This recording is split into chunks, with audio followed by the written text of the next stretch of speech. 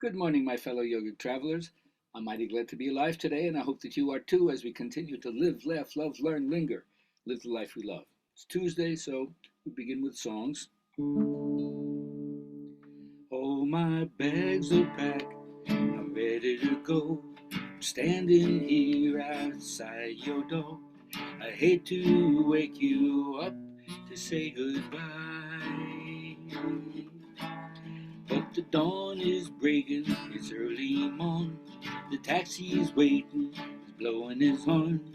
Already I'm so lonesome I could cry. So kiss me and smile for me. Tell me that you'll wait for me. Hold me like you'll never let me go. Well, I'm leaving on a jet plane. Don't know when I'll be back again. Oh, babe, I hate to go.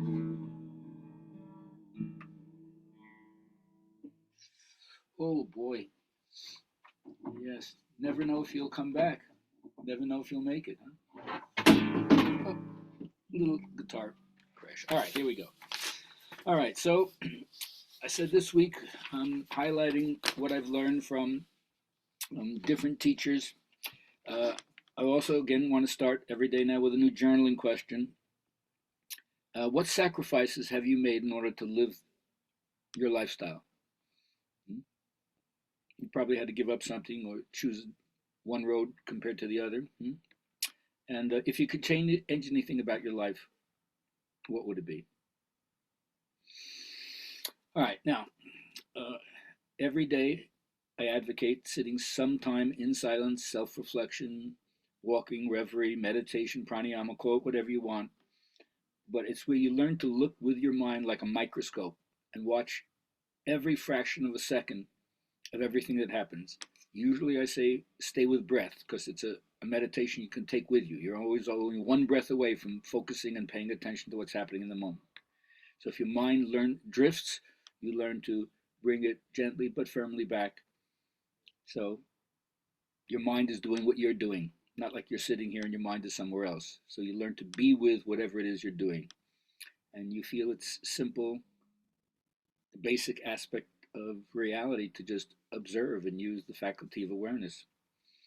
Now, according to Joseph Campbell, each one of us has inner demons mhm, that distract us from the ubiquity of spirit, from noticing spirit all over and the miraculousness. And if that happens to a person, then, as T.S. Eliot described it, you're a person who's living in the wasteland. That means you're not living out of your own initiative, but out of a sense of what you're supposed to do, what the Uber culture puts upon you and tells you this is how it's supposed to be. But for those of us who take the hero or the heroine path, at some point, the familiar life has gone too small. Its horizon has been outgrown. The old patterns no longer fit. That's when it's the time for the passing to a new threshold. This is the ultimate challenge. And if you fail that challenge, that's the end. You're in the wasteland. But if you succeed, there's a new amplification of life and consciousness. And so, to that end, you learn to balance opposites, coincidentia oppositorum, as Jung said, and you resurrect the creative potential that's always there at the beginning of life. So learning how to pay attention to the polarities or the opposites.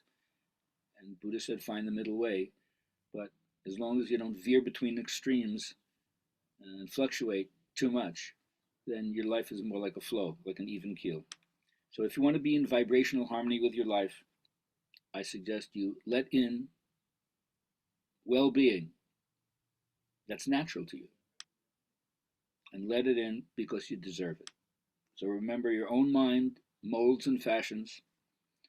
Your thought arouses latency, which is in you. It's as if your thought is the action, your subconscious mind is the reaction.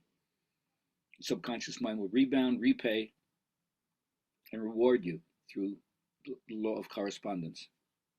So turn your request over to your subconscious mind and realize that simple one line understanding of what karma is.